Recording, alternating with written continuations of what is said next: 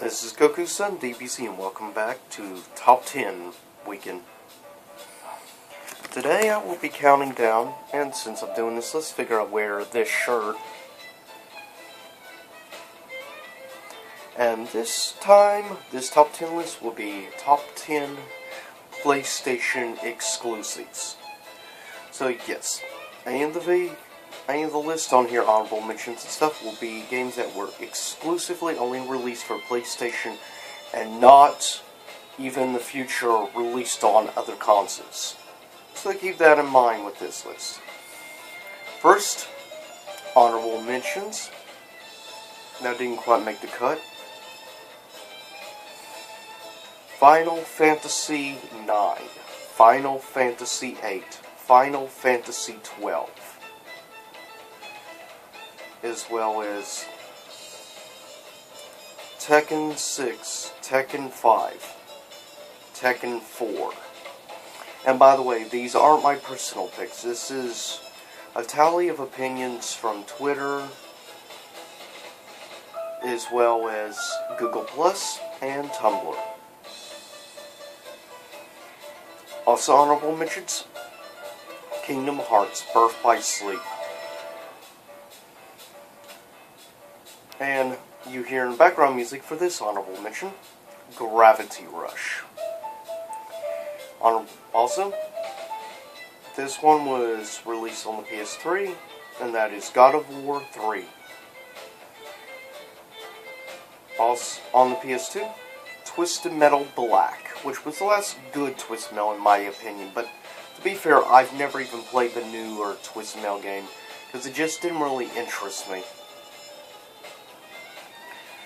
And here it is, coming in at number 9. There are going to be some ties on here, because it was hard to cut it down to strictly only 10. So yeah, there's a couple of games that are going to be sharing spots on this list. Coming in at number 10. The first of the two was released on the original PlayStation, and it's called Chrono Cross. Produced, of course, by Square Soft at that time, Square Enix. And it's somewhat of a sequel, sort of, kind of. They never really mentioned it with Chrono Cross to Chrono Trigger. Tied with it is the Dahak series, well, of 4 games on the PlayStation 2, which are regarded highly as some really great RPGs. And it simulates the feeling of like an MMO environment, even though you're not actually playing in an MMO. But it's an interesting simulation of that type. Coming in at number 9 is hands down the newest game on this list from Capcom. And you probably guessed it alright, given this channel and stuff, and there's a lot of support for the game online. Coming at number 9 is Street Fighter V, or Street Fighter V if you want. But yes, Street Fighter V comes in 9th place, and that's because obviously there's a lot of hardcore Street Fighter fans. Me, as a Street Fighter fan myself, and recently started playing Street Fighter V, I can honestly see why a lot of people love this game so much. Definitely has good online play. I will say, so far fighting games I've tried online, but I'm still relatively new to the online fighting. But I really like it, and there has been nearly the amount of issues with online gameplay versus some other games that I've played online. I'm looking at you, Marvel vs. Capcom 3. Though I haven't tried the re-release of the Ultimate version yet. We'll see how that plays online. Coming in at number 8. Also from Capcom.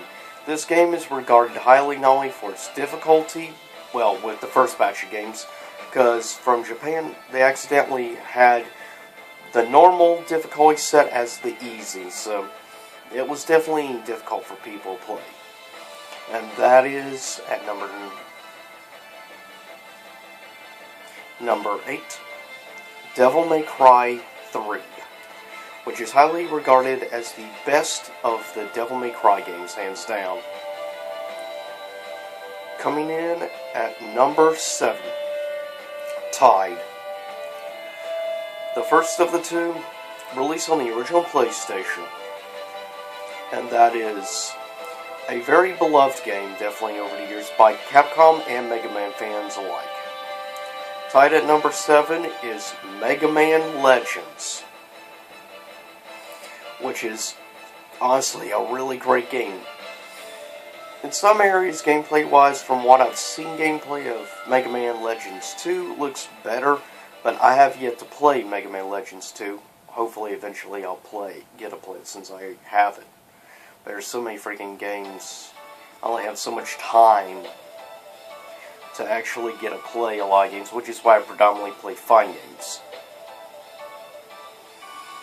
But tied with it, also on the PlayStation 2, the beloved, and may still to this day, the most popular of the Kingdom Hearts series, Kingdom Hearts 2.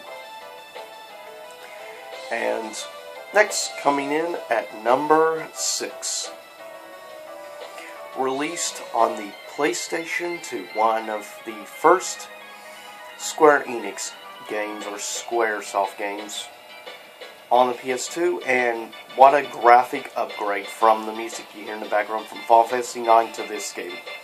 The first one with actual voice acting job and stuff in the clips and gameplay. You guessed it, and the first game to have heavy metal music in it. Thank you, Black Mages. And that is Final Fantasy X, or X, at number 6. Coming in at number 5 is another tie between two fighting games, both from the same company, Namco. The first of the two, released on the PS2, Soul Calibur 3, which was a surprise to a lot of people, being exclusive after the multi-platform success of 2 and multi-platform 4 and crappy 5. But Soul Calibur 3 has maybe the best overall in-game mechanics of the series. I don't care much for the quick time events and the story mode, but what are you gonna do? Quick time events have become really popular in games. Tied with it, definitely a legendary game of the PS1 era, Tekken 3, which is an awesome game, as you all know. In my personal opinion, it's the second best game in the Tekken series, at least to me personally, that is. Coming in at number 4, an awesome exclusive for the PS3, and that is Uncharted 3 Drake's Deception, which I have not yet played Uncharted 3. I just recently played Uncharted 2.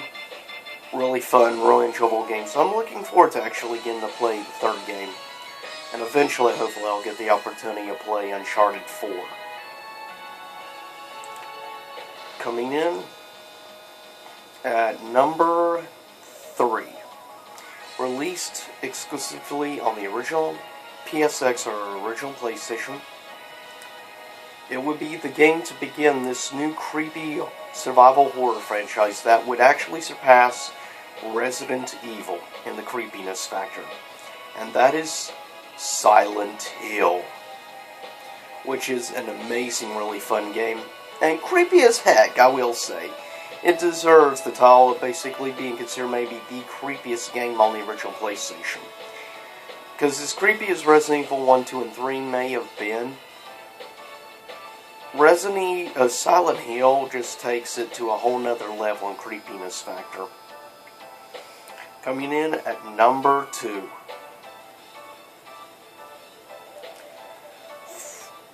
became quite a cult classic and re-released in HD with a fellow game from the same company, and of course came with the game Ico. And coming in at number 2 from the PS2, Shadows of the Colossus, which is definitely regarded highly by many gamers, and game critics alike. This game deserves where it got because it's such a beloved game, because of the gameplay and because of the beautiful art style and direction in this game. Coming in at number 1, Tide. First released on the original PlayStation, the best-selling game of that console, Gran Turismo 2. And coming at number 1, shouldn't be a surprise given you hear the music in the background of Sephiroth. That's right. Tied at number 1, greatest PlayStation exclusive from Square Enix. The now legendary game, getting also a remake as well, Final Fantasy VII. Hit it, Sephiroth, or rather Black Mages.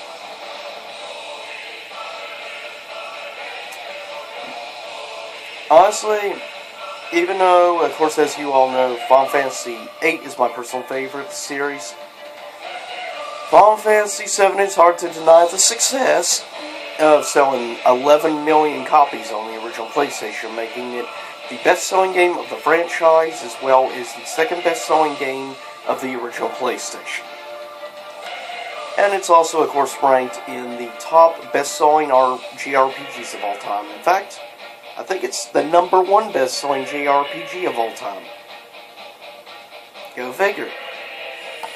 We'll see how the episodic type style new game, but it's clear it's not going to be super loyal to the original game, at least in gameplay mechanics, with the materia system and, of course, the turn-based combat system, which I don't care what some people out there say, I still love my turn-based combat system. Anyways, this is Goku-san DBZ, and I'll see you all soon enough for a special upcoming Top 5 Fighters list, which of course is going to be the top 5 fighting game intros or openings. So you'll have to stay tuned for that, as well as some other top 10s. Though starting next special top list, I'm going to be doing part 1 of a 2-part special. Top 50 songs of the 20th century.